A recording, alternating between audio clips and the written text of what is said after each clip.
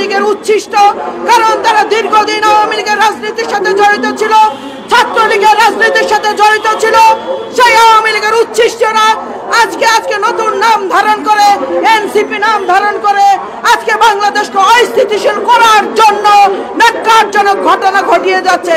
যারা আজকে এনসিপির নেতৃত্ব দেওয়ার নাম করে রাষ্ট্রীয় যন্ত্র ব্যবহার করার নীল নকশা শুরু করেছেন, আপনাদেরকে মনে করিয়ে দিতে চাই, শেখ হাসিনা ওয়াজেদ গত 17 বছর রাষ্ট্রযন্ত্র ব্যবহার করে ক্ষমতায় টিকে থাকতে পারেনি।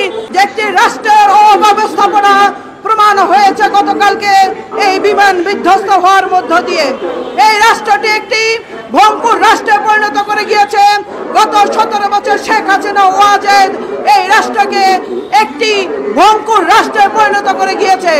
অর্থনৈতিকভাবে দুর্বল করেছে, এই রাষ্ট্রকে যান্ত্রিকভাবে দুর্বল করেছে।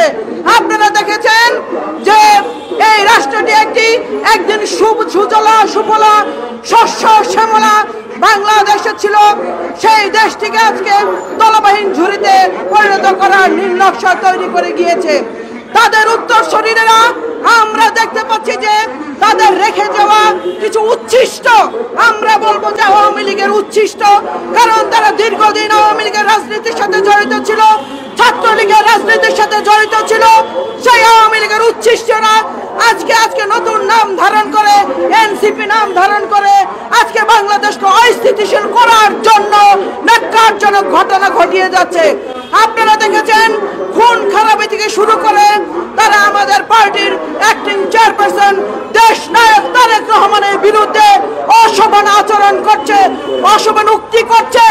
আমরা বাংলাদেশ জাতীয়তাবাদী দল আজকের এই আমার দেশ আমার অধিকার পরিষদের পক্ষ থেকে এই আয়োজনে তীব্র নিন্দা এবং প্রতিবাদ জানাচ্ছি।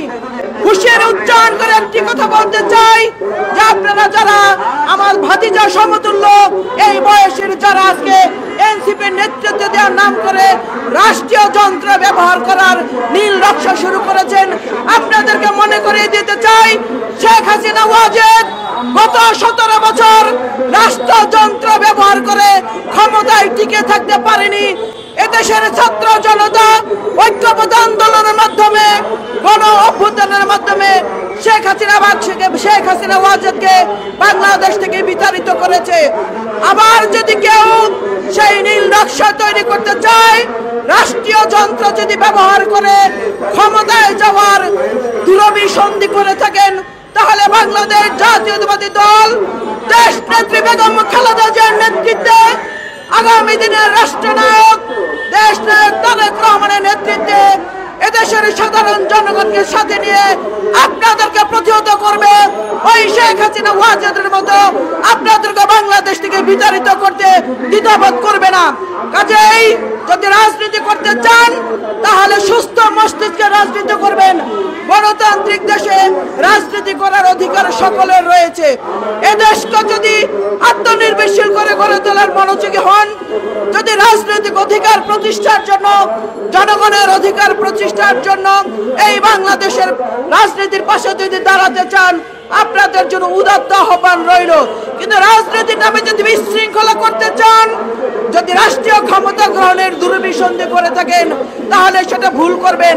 আপনাদের সেই আশা স্বপ্নে পুরো ধূলিসাৎ হয়ে যাবে। কাজেই আমি আরেকটি কথা, আর বক্তব্য দীর্ঘায়িত করব না, যে কথাটি হুঁশিয়ার উচ্চারণ করে বলতে চাই, আগামী জাতীয় সংসদ নির্বাচনকে বানচাল করার জন্য যে পায়তারা আপনারা শুরু করেছেন, আপনাদের সেই পায়তারাকে প্রতিষ্ঠিত হতে দেওয়া যাবে না। বাংলাদেশের জনগণ গত 17টি বছর যাবৎ একটি গণতান্ত্রিক প্রক্রিয়ায় রাষ্ট্র গঠন করার জন্য আন্দোলন সংগ্রাম করছে।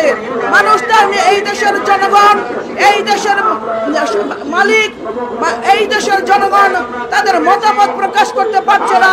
প্রতিটি মানুষ অধীর আগ্রহ ব্যক্ত করছে তাদের মতামত প্রকাশের মধ্য দিয়ে এদেশে একটি গণতান্ত্রিক সরকার প্রতিষ্ঠিত করার জন্য। কাজেই যারা নির্বাচন বানচাল করার জন্য দুর্বিসন্ধি তৈরি করেছেন, পায়তারা করছেন, তাদেরকে শক্ত হস্তে দমন করা হবে সেই প্রতিজ্ঞা রেখে